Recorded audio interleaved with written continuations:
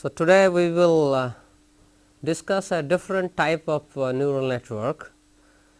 We have discussed feed forward network, back propagation network, which is normally multilinear network, also radial basis function network. Similarly, another kind of network we consider is recurrent network, but today's network will be a little different, which will talk about self-organizing map, and specifically we will only focus on Konan feature map, Konan self-organizing map. So, today we will be discussing about the self-organizing map, specifically Konan. So, we talk here. So, the specifically we will be considering only Konan network. We will discuss what is Konan sum learning algorithm. We will simulate some examples. We will also show some actual simulation. We will talk about clustering in a visual motor coordination and summary. So, self-organizing map, obviously this is motivated by certain features in the brain as usual. In this case, the neurons are organized in one or multidimensional lattice. So, 1D lattice, 2D lattice, 3D lattice, we can think of even higher dimensional lattice also, from because in engineering application we can even become a little more abstract. The neurons compete among themselves to be activated according to competitive learning scheme. So, there are many neurons in a lattice. They are excited by the same input vector or input feature or input whatever data you can say, and all the neurons in this space, they are in the lattice, they are all excited simultaneously, and there is a competition. And the weight vector associated with the winning neuron is only updated in the scheme winner takes all. So, that is, if for example, I have a 2-dimensional lattice, imagine I have many neurons placed in this. So, when an input excites this lattice, one of these neurons gets becomes the winner. Then in the winner takes all in this scheme, only the weight associated with this neuron are updated, is updated. Whereas there is another scheme that is being employed is softmax rule, where not only winning neuron, also maybe the nearest neighborhood neurons, they also get updated. The weights associated with those neurons also, they take part in decision making process. So, that is the principle.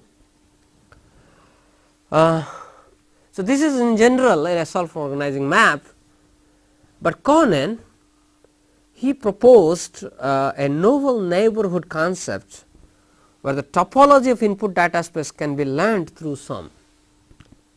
That is, for example, a data that is coming from which kind of geometry, thus that can be understood or that can be captured through this sum, self-organizing map.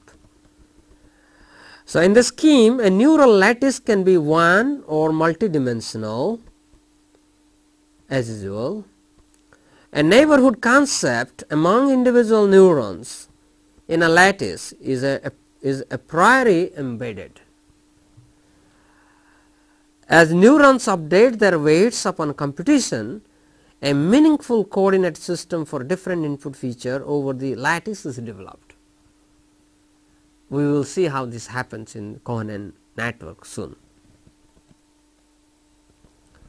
So, this is a 2-dimensional Konan lattice, where you are seeing the neurons are all spread over, and this is your input vector x, which is n, n, n, n, dimensional vector. This excites all the neurons, Okay, as the data comes, all the neurons are excited, and each neuron as usual is associated with a weight vector W I.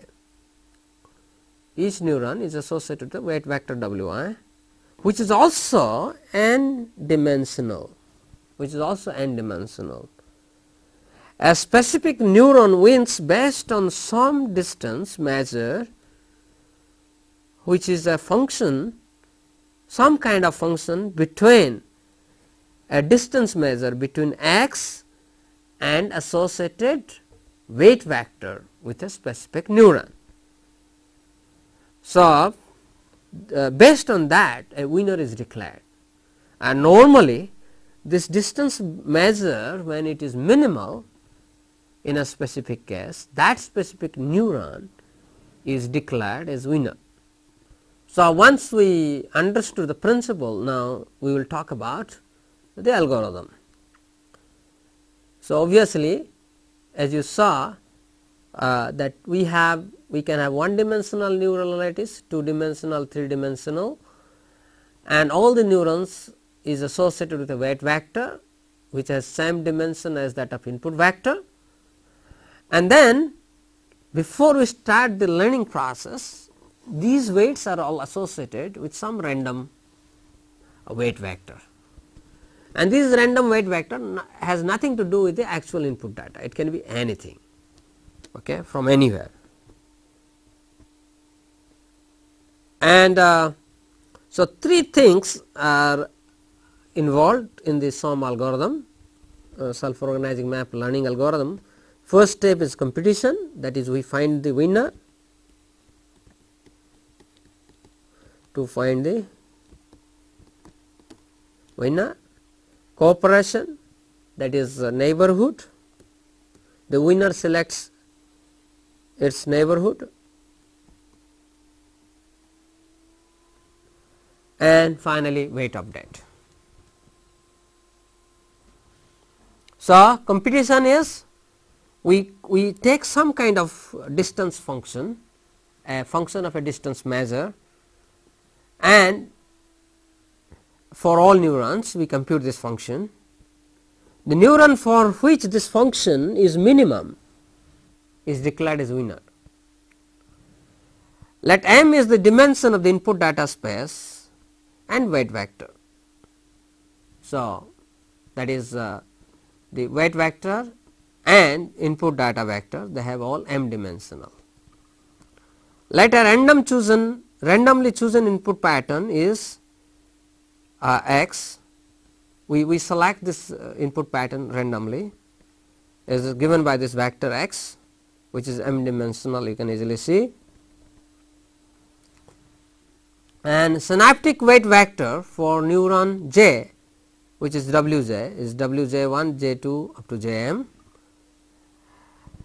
And the best match of the input vector x with the synaptic weight vector wj occurs where the Euclidean distance, this is just one measure, it is not necessarily, and there are many also some algorithm they use a different distance measure, but today you simply understand, because we are all aware of Euclidean distance.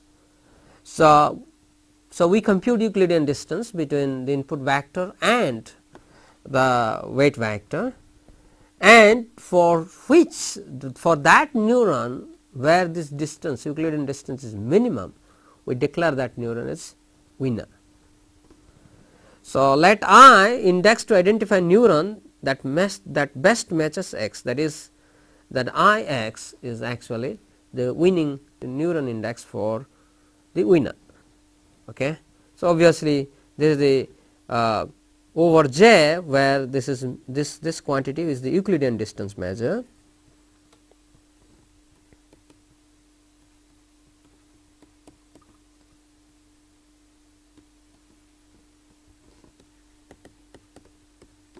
So, this Euclidean distance is minimum for a specific j, and that j is actually I x for the winner.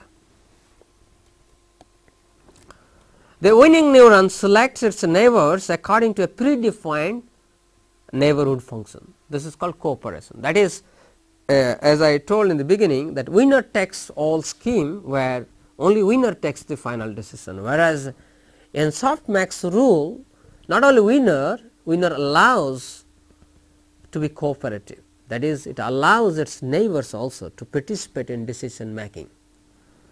So the winning neuron selects its neighbor according to a predefined neighborhood function. Let Hji denote the topological neighborhood centered on winning neuron I. So that is, this is my winning neuron I, and this is the typical neuron J, and distance between this is Hji. So any neuron around this winning neuron, the distance from the winning neuron I is Hji. Dij denote the lateral distance between winning neuron I and excited neuron J. So there are two things that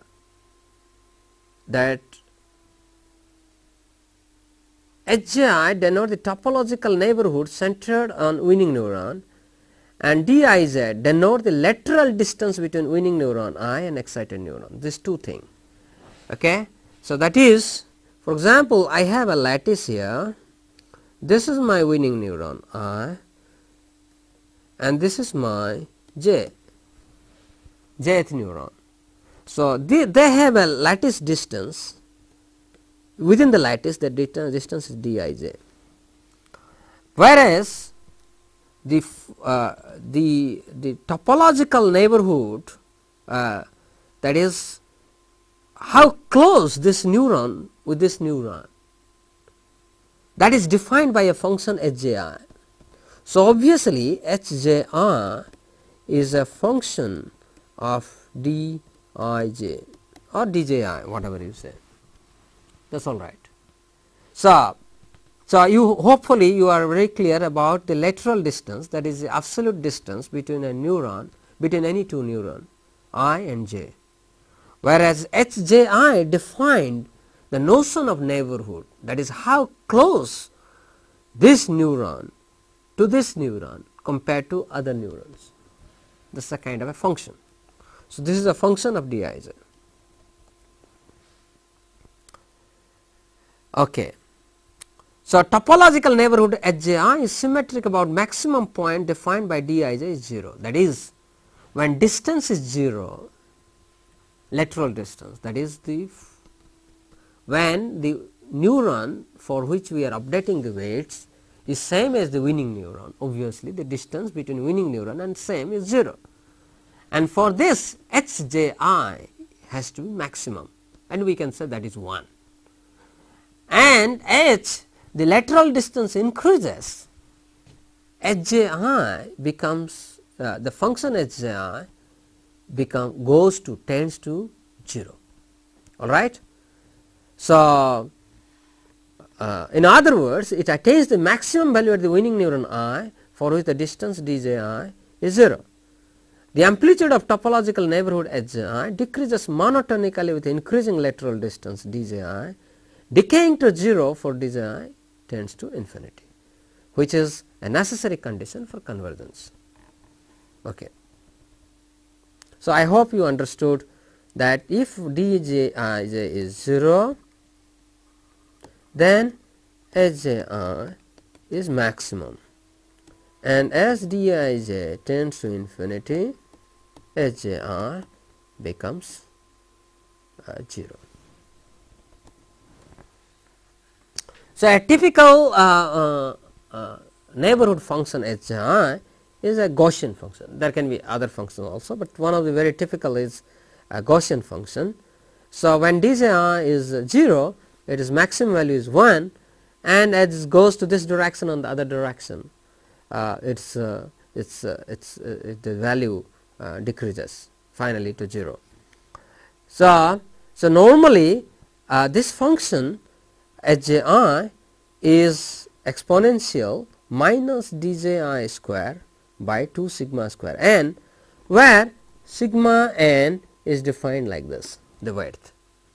So what is meaning of this? If you can see this, when the n is the specific learning step, in the beginning n equal to 1.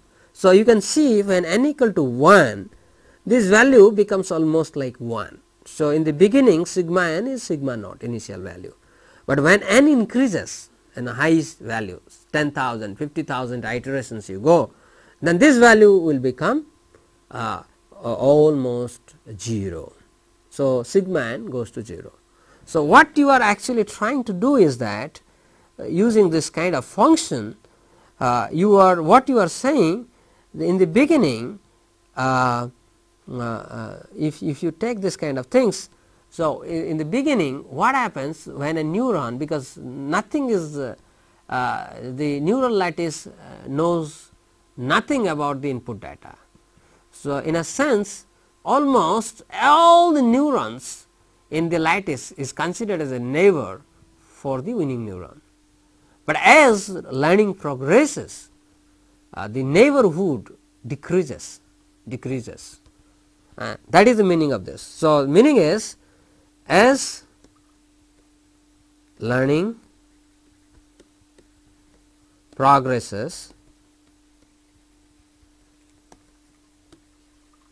the neighborhood shrinks. That is the idea of this neighborhood function. Now, you can easily, I will give you some example of what is electoral distance. For example, this is a single 1D neural lattice. 1D lattice. So, in this lattice, let us, this black is the winning neuron, and I want to compute what is the lateral distance between this red one 2. So, obviously, this is the absolute magnitude between 3 and 2, which is 1. Similarly, the distance between 5 and 3, we can say this distance measure, the lateral distance is 5 minus 3, the absolute value is 2. So, like that. This is an example of 1D lattice. Similarly, the example of 2D lattice also we can see. In 2D lattice we talk about in terms of position vector, and then the example is like this. This is a 2D lattice. So, you can easily see this, if this is the winning neuron, this is the winning neuron, and this is the neuron for which we want to compute the lateral distance. Obviously, the position of this neuron is 3 2 or 2 3 you can say, and this is 4 2. So, obviously, the index of the winning neuron is 2 3, and the index of neighborhood neuron, the red one, which is 4 2. So, this is the red colored neuron. So, obviously, the distance between these two is 4 minus 2 whole square and 2 minus 3 whole square, and this is 4 minus 2 whole square is actually this is should be distance like this. So, 4 minus 2 whole square, that is 2 square is 4, 2 minus 3 whole square is 1. So, root over 5 is the lateral distance. Okay. Once we understood this preliminary concept, then the Konan proposed this algorithm. This is the Konan algorithm.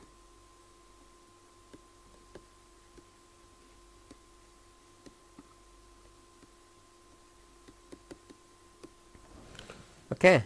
So, this Konan algorithm, what you are seeing is that this is your the weight for a specific neuron that is being updated at any instant is this is the learning rate, this is the neighborhood function of the jth neuron corresponding to the winning neuron, which is Ix, and this is the input vector, input data x, input vector x, and this is the weight associated with the jth neuron. So, you can easily see if this is 1 for the winning neuron, then what is actually happening is that x, that is w is actually closing towards x, that is that specific weight is moving towards the specific input vector. And so, this So, this is a specific standard one. So, weights associated with the winning neuron and its neighbors are updated as per a neighborhood index.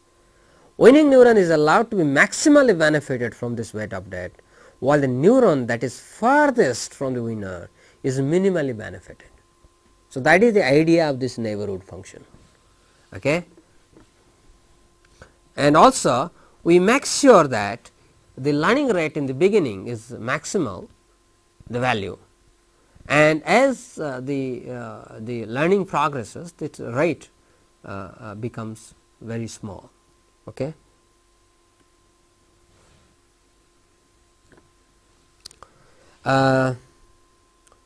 So, this we have already talked about. So, this equation that we talked about, this is our normal Konan learning algorithm. So, this equation will move the weight of winning neuron Wi towards the input vector x. This is very important. This equation will move the weight of the winning neuron Wi toward the input vector x. So, maximally, whereas its neighborhood will go towards x according to the distance from the winning neuron. So, the objective is that how, like now normally the input data, input space is infinite. So, the objective of SOM or self organizing map is that how can I represent a voluminous data or infinite data, number of data using finite number of samples. This is the basic idea behind this computative network, and this is also in classical terminology. The specific thing is known as how to form clusters, and we have already learned clusters are used in pattern recognition, in image coding, in image processing, many other things we use clusters, specifically pattern recognition. So, now once we understood, so what we understood until now is Konan lattice, that lattice can be any dimensional, 1D, 2D, 3D, and there is a competition once they are excited, one is winning and the others are its neighbor. In the beginning the neighborhood is very large, as the learning progresses the neighborhood becomes shrinks, that is the idea, and finally the objective is that Konan showed that such scheme preserves the topology of the input space. We will see that now. Now, here what you are seeing is that 1D SOM learns 2D topology, that is I have a 1D neural lattice, a neural lattice which is 1D, like for example, if my neurons are placed in a line. So, this is a 1D. Now, I will excite this 1D lattice with data from a 2D structure. The 2D structure can be a square, can be L-shaped, can be anything, triangle. Now, can I say that this 1D lattice can actually preserve the topology? Can it tell me after I form the clusters using this 1D lattice from the data that is coming from a 2D topology or 2D geometry, then can I say that looking at this weight vector of 1D lattice, can I conclude something about the structure of the 2D input space? So, this is what is the question. So, my input space is a square. So, that is a perfect square I take. So, this is a perfect square, say 1 meter and 1 meter. So, my data is coming from randomly from this square, I do not know, and I excite this data, I excite this 1D lattice with this data. Now, looking at this the weight vector of this 1D lattice, can I conclude my data is coming from a 2D lattice which is a square structure? This is the question. Now, we will do that simulation to let you know what actually is a Konan lattice, a Konan SOM. So, a 1D Konan lattice with 100 neuron is selected. So, I selected a 1D lattice with having 100 neurons. So, since each data point is 2 dimensional, because any data here has x coordinate and y coordinate, and obviously the weight associated with each lattice, each neuron of this lattice also will be 2 dimensional. So, x is 2 dimensional. So, also W j is 2 dimensional.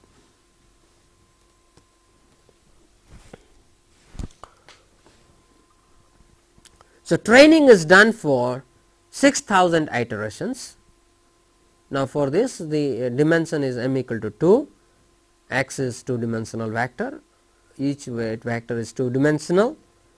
Now, weights are all randomly initialized for the lattice. So, the first element of all weights were lying between 0.4 to 0.4, minus 0.4 to 0.4.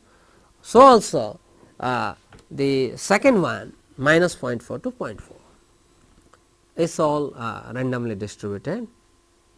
The input x is uniformly distributed in the region 0 to 1 and 0 to 1, all right. That is my input space is actually 0, 1, 1. So, this is my input space. My data is coming from this space, whereas my weights are initialized. This is minus 4, 0.4 plus 0.4, okay, and also this is 0.4 and this is 0.4. So, this is like this. So, my weights are all confined to this zone, the weights of the 1D lattice, whereas my data is actually coming from here. Now, we will see what is happening. So, this is my input space, random data,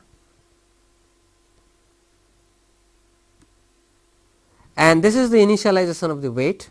You can easily see, this is this is from 0.04 to 0.04 and 0.04 to 0.04. So, a very small zone around the origin, all the weights were all trained, initialized. So, obviously, the weights have no value. So, this is a mistake here, it was I showed you. So, this is a not 0.4, this is 0.04. To let you know why we have taken very small value, just to show that you can start from any initial value for the weight, and still you capture the topology using this Konan lattice. Okay.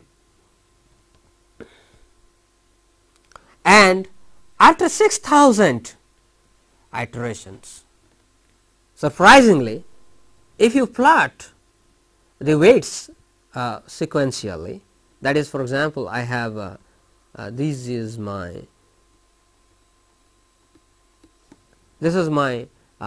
sequence of 100 neurons. So, I plot this one, then this one is this one, this one is this one, and this one is this one, like that. If you look at it, has developed a structure in such a way, by looking at I can easily see that this exactly a 1D lattice captures a 2D topology. So, you can see that this 1D lattice which was confined to a very narrow zone around origin, it expanded itself, it expanded itself, the neurons, and they spread in such a way, the weights were so organized that they it captured the 2D lattice. I will show you in a movie style now how this actually looks like. So, you see that how this 1D lattice, which was you said one line in the beginning, and slowly it it is developing to a very nice structure and telling us the data is actually coming from a square. All right. I hope you could appreciate that. Again, just to let you know what is exactly, those who could not follow it again, I will again repeat it.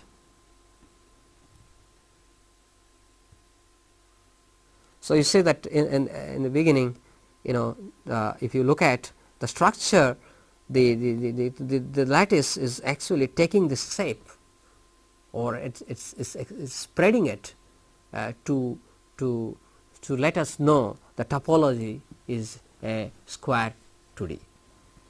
Okay. So, now we will take okay, that was a square.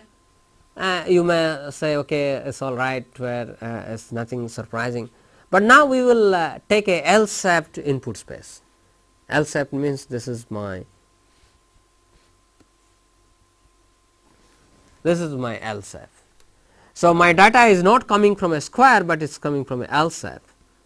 And can I tell that now if I train if I update my weight of a 1D lattice, that is, again I have 100 neurons in 1D, and they are again in a small, again this is not 0.04, 0.04. Okay. So, the weights are randomly initialized. So, can I say once again, once they are trained, they will give me information that topology is from actually the input space has a topology of L shape, just looking at the weights of this neuron, can I tell. And in fact, this is also true here. So, this is my input space, the data is all randomly generated from this L shape, and this is my small weights, initial weights 0.04 to plus or minus 0.04, the range, and then you see that after 6000 training step, again the weights, if you look at the weights, they have exactly L shape. You can easily see, if you easily see the topology of the input space must be L shape. Well, when looking at the data, you can infer. And again, I can show you a video on this.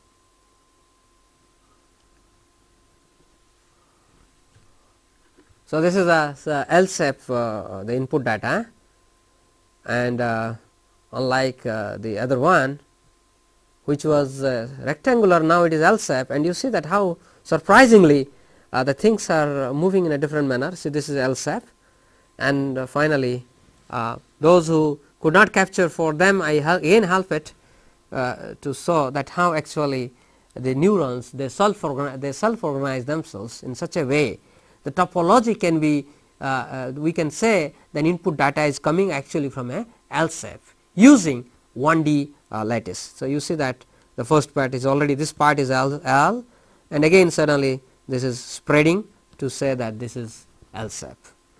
Okay. So, that is something nice to see.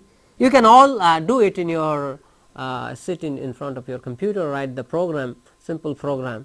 You can write in C or MATLAB, and you can have fun with this kind of structure to learn that how topology of the input space can be actually recognized using this self-organizing map learning algorithm, specifically only specifically Konan lattice. So, now we will use, earlier we used 1D lattice, now we will use 2D lattice, and again we will take the same input space, and we will see how in 2D case it varies. Okay. So, again the square input space, the input space is the structure is square, and so we take again 2D Konan lattice. So, 10 rows and 10 columns, and with that you see that the weight space is initialized in very small value, and so this is my input space, this is my initial weight, very small weight around origin, and after training is over, you can easily see that they are very regularly arranged, and these neurons in 2D neurons in such a way, you can easily see that topology is a square. So, this neurons, this we have plotted, this is neuron 1, neuron 2, 3, 4, 5, 6, 7, 8, 9, 1, 2, 3, 4, 5, 6, 7, 8, 9, 10. Similarly, 1, 2, 3, 4, 5, 6, 7, 8, 9, 10. So, like that you can easily see that 1, 2, 3, 4, 5, 6, 7, 8, 9, 10. So, what you are seeing is that we have plotted every all the neurons in the neural lattice, and they exactly occupy a space perfectly distributed in such a way the topology is now regular and it looks like a square lattice. And this square lattice will even look better if I increase the number of neurons, 10 neurons in one lattice. I have taken a 2D lattice. Okay, so I have placed 10 neurons in this axis and 10 neurons in this axis, right. So, if you increase this neurons to be 100 and this is 100, and this regularization of this structure will be even much more pronounced. You can do that experiment also. So, we can easily again see another video of seeing this. So, you see that earlier the neurons were associated, they had no idea about the input space, and slowly you see that neurons are exactly taking a shape of a square lattice. Okay. So, those who did not see it properly, again for their benefit, again I am repeating the same video. So, you can easily see that how neurons, those who did not have any idea in the beginning, they again take the shape of the actual input space. All right. So, again we go to the other example.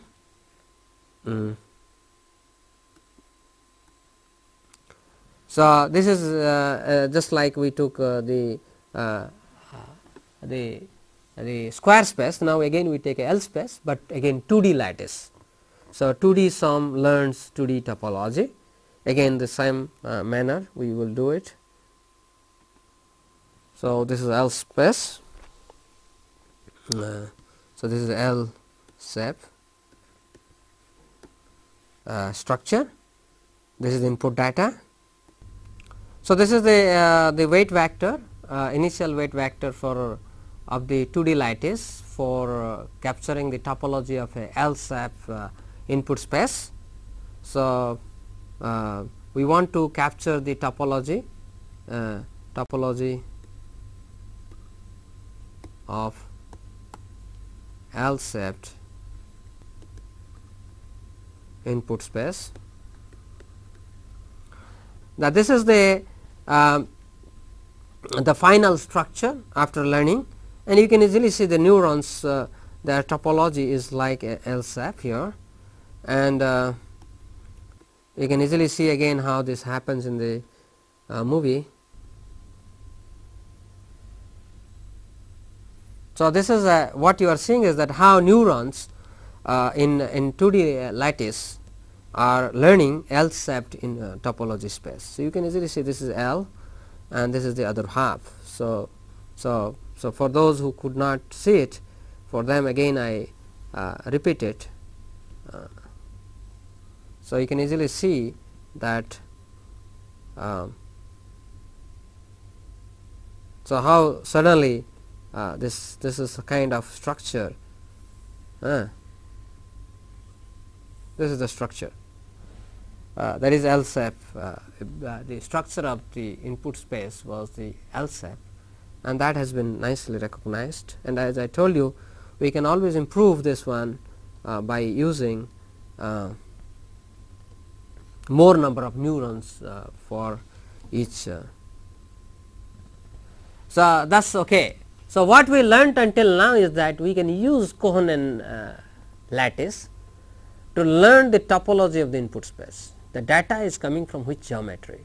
Is it 3D, 2D, or it is coming from various shape, circle, sphere, L shape, whatever shape, triangular shape, prism shape. We can actually learn from where the data has come, the space of the geometry of the data, from where it is coming. that's a very nice identification of the feature space. Now, today I will show you which we will be learning later. We have not actually, we are not ready to represent, because this is a very difficult problem. We will learn in this course this specific, but I will just introduce you what is a visual motor coordination problem. Visual motor coordination, normally you see that like for example, I want to manipulate anything. I want to write something on the blackboard. So, there is a very nice, in a biological organism, there is a very nice correlation between visual feedback and the movement of hand, movement of leg. There is this nice hand-eye coordination that we have, particularly the biological organism, specifically for us, the humans, and some higher form of animals also. They have very high degree of, nice degree of coordination between hand and eye, the visual information and the movement of their organs. So, so can we do this kind of things in machines? So, one example is here is that this is a robot manipulator. You can easily see a 3-link robot manipulator, and you can see is that this is a two cameras, camera 1, camera 2. They give the information about the target where this end effector will go, and based on this feedback, where is the target, this end effector has to reach this point. Okay. So, how that can happen? Through learning mechanism. So, this is camera input. So, I have an algorithm, control algorithm, that will give me from that will formulate a map between Cartesian space to joint space. Joint space means theta 1, theta 2, theta 3. So, if I give a specific angle set point theta 1, the base will go to that specific angle. This first link will go to specific angle theta 2, and the third link will go to, second link will go to theta 3.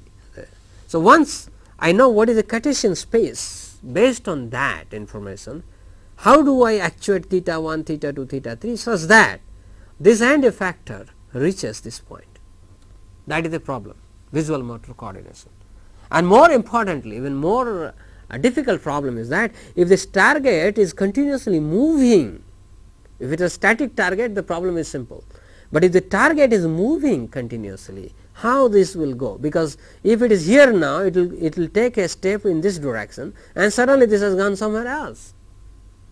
So, how this actually can follow even moving target? So, this is the problem. So, two cameras provide visual feedback to the control algorithm, thus help in positioning the end effector to the relevant position. That is the visual motor coordination.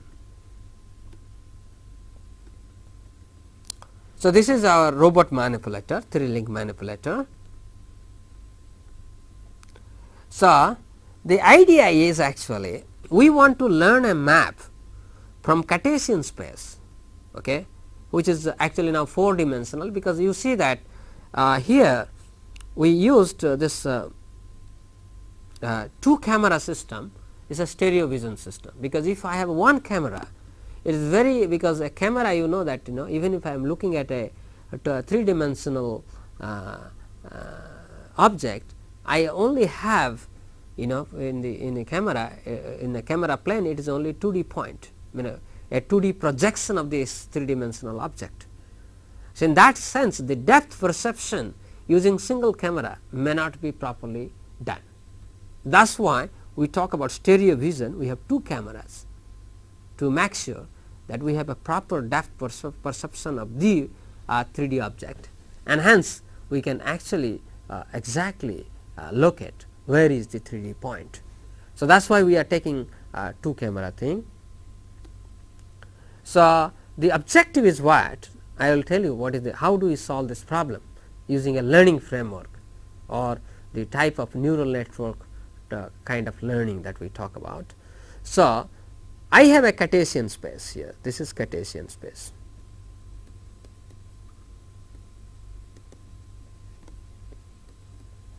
And this is my joint space. So, let us to simplify, I say this is x, y, z point in the space coordinate, and this is joint theta 1 coordinate, that is the robot manipulator is theta 1, theta 2 and theta 3. So, how do I learn the map from Cartesian space to joint space in such a way the end effector of the robot manipulator reaches exactly the target position through visual feedback? That is the objective. So, what we do is that from the Cartesian space we create a cluster, small cluster, and each cluster we define a linear mapping from the Cartesian space to joint space. So, this is called. So, in a sense what I am saying is that f is theta is a function of x, y and z, or in this context it is f and u. U is the 4 input given by the camera. 2 cameras are there, each camera output is 2 dimensional output. So, 2 camera will give us 4 dimensional output. So, that is u. Given u, how do I go to theta? So, what happens now, I divide my Cartesian space into small cluster, and within each cluster I define a linear relationship using Taylor series expansion from theta, that is theta u equal to theta s plus s u minus w s, where u is the input from the camera, w s is the weight associated with the a specific neuron. That is, what I am trying to do is that, like a Cartesian space is a 3D space. So, I take a 3D neural lattice, a neural lattice which is 3D neural lattice. Each neuron represents a discrete cell in the Cartesian space, and then within each discrete cell I define a linear relationship using Taylor series first order expansion, which is theta, the theta, actual theta is theta s. This theta s is the specific discrete cell, the center of the discrete cell is correlated to theta s in the joint space, and A s is the Jacobian matrix, U is the input from the camera, and W s is the weight associated with the specific neuron that we are talking about, that discrete cell. So, S represents S the neuron, theta is the 0 order term, and W s the neuronal weight, and S is the Jacobian matrix. So, this is the idea of forming a map between input and output. So, now what we are trying to learn is a cluster, that is, we will construct a 3D neural lattice, and this 3D neural lattice first of all must capture the robot workspace, and obviously robot workspace may be a 3D workspace, exactly, you know, a spherical, a cubicle. Okay. So, we will now show. So, there are 2 ways we can do the cluster. In one case we can cluster, we can form a cluster formation only in the Cartesian space, and the other case is the Cartesian and joint space together. We can also do that, and after doing that we can actually make sure that how robots move from given a target position, how robot moves, if given a target position, how anti-effector moves to that target position through learning. So, that is what we will now learn.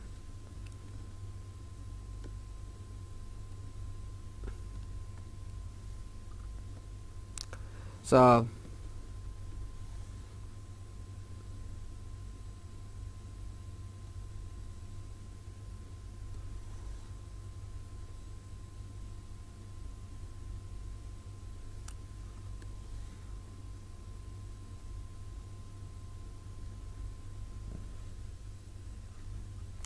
this what you are seeing is that how a 3D neural lattice is learning a Cartesian workspace.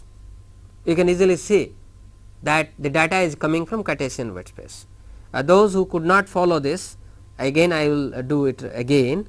You can easily see now this one, and you can easily see that how the Cartesian workspace is the topology of the Cartesian workspace are being learnt by a 3D neural lattice, all right. So, this is the first one. Now, I will combine the Cartesian space and joint space, and again we will try to form we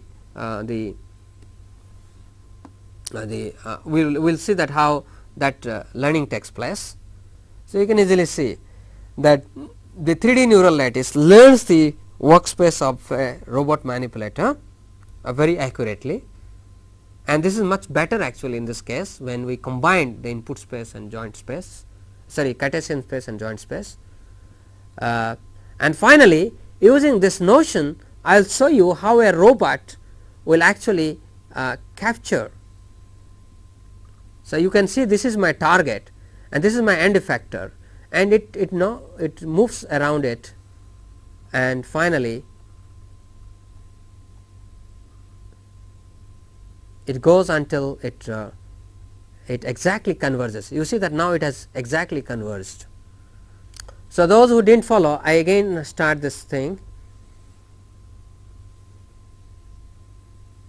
So, you see that this is my end effector and it is going to try to reach this target.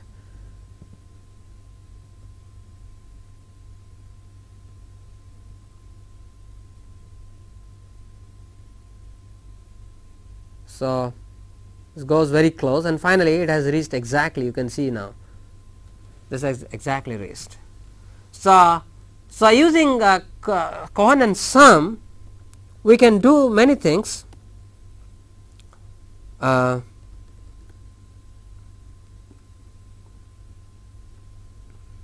So, first of all, let me summarize. Before I summarize, let me so using a Konan lattice,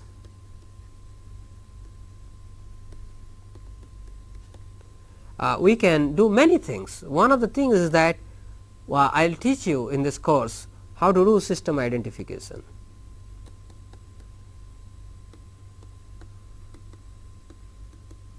We can easily do system identification and some of the difficult tasks like visual motor coordination.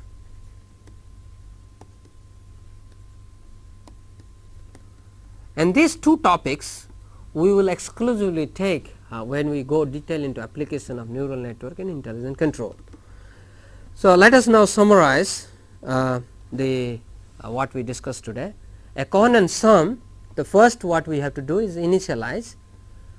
We select a specific lattice, Konan lattice, it can be 1D, 2D, 3D, even higher dimensional lattice, and then we select assign these associated weight vector with each neuron of the lattice randomly, and normally usually the associated vector of each neuron has the same dimension as that of the input data or input vector, and you draw a sample x from the input space randomly, and then excite all the neurons, find the winning neuron, and then after you find the winner, you weight update. This is actually Konan learning algorithm. This is the sum and substance, which contains a very important item called neighborhood function HJI. As I said you in the beginning of the learning, the neighborhood function is adjusted in such a way almost all the neurons in the lattice, they take part in decision making, and slowly as learning progresses, very few in the nearest neighborhood of the winning neuron, they take part in the decision making. And then we continue the step from 3 to 2 to 4 until the training is over. And finally, when training is over, we can easily see that a Konan lattice has actually learned the topology of the workspace. Thank you very much.